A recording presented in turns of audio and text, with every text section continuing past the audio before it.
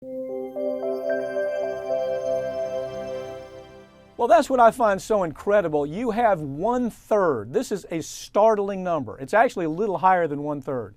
But at least 1/3 of all the federal judges that are serving right now have been appointed by George Bush. Now, how scary is that? I mean, if you're a consumer and you're going to court against a corporation, maybe, Exxon, Dow Chemical, any of the big corporations, with this kind of balance in the court, I mean, the chances of a consumer actually winning, and all you have to do is look at the empirical data right now. Consumers lose most of the time with these new political, they're really more Politico appointments than they are judge appointments, but consumers lose. Why can't he, as a constitutional professor, I mean, he taught con law, for God's sakes, why can't he see the importance of making these appointments?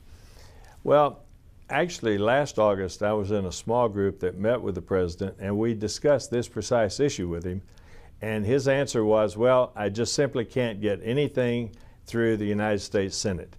And he said, I've been told, don't bother to send anything over. This was August last year. Don't bother to send anything over before the election because it's not going to be processed. It won't be handled. It will go nowhere.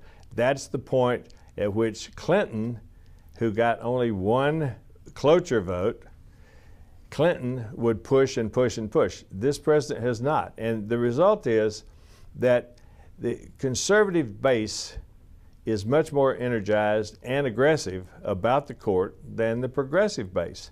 Rahm Emanuel, who was the right-hand man to the President of the United States for his first couple of years in office, said that we do not hold, we being the progressives, do not hold our elected officials responsible. We don't hold them accountable for they're just not doing anything about getting judges through the Senate. In other words, it's okay, according to Rahm Emanuel, apparently this president, as far as progressives are concerned, it's okay to have the Republicans pack the court in a way that a woman can't get a fair trial where it comes to her rights on things like fair pay, or we can't get a fair trial where it comes to fixing the environment, or we can't get a fair trial when a corporation makes a product that kills somebody. It's okay with progressives that we don't get a fair trial, because really, when you drill down on it, that's exactly what's at stake here. The best example I can give, Howard, is here you have a president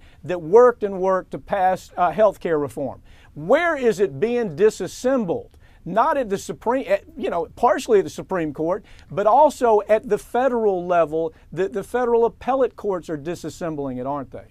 They absolutely are disassembling that, but also consider progressive judicial inertia versus the conservative activism. On the conservative side, you've had Citizens United, created completely out of whole cloth by Republican-appointed judges, conservatives. The Civil Rights Act of 1966, Section 5 that you just mentioned, we're revisiting that.